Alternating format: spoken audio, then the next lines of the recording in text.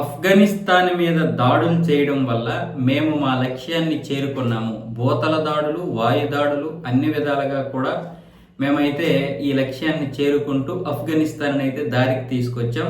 ముఖ్యంగా తెహ్రీకే తాలిబాన్ పాకిస్తాన్ ఉగ్రవాద సంస్థకి ఎటువంటి సపోర్టు చేయకుండా ఉంటే ఆఫ్ఘనిస్తాన్కి పాకిస్తాన్కి ఎటువంటి గొడవలు ఉండవని షాబాజ్ షరీఫ్ ఆయన సలహాదారుడైనటువంటి రానా సనావుల్ అయితే ఎక్స్ వేదికగా పోస్ట్ పెట్టాడు. మేము మా లక్ష్యాన్ని చేరుకున్నాము అంటూ. మరి ఈ టీటీపీ ఏదైతే ఉందో తెహ్రీకే తాలిబాన్ పాకిస్తాన్, మరి ఇది ఒక ఉగ్రవాద సంస్థ అంట. ఈ ఉగ్రవాద సంస్థకి ఆఫ్ఘనిస్తాన్ ఏమొచ్చేసి నిధులు చేకూరుస్తుందని పాకిస్తాన్ గొగ్గోరు.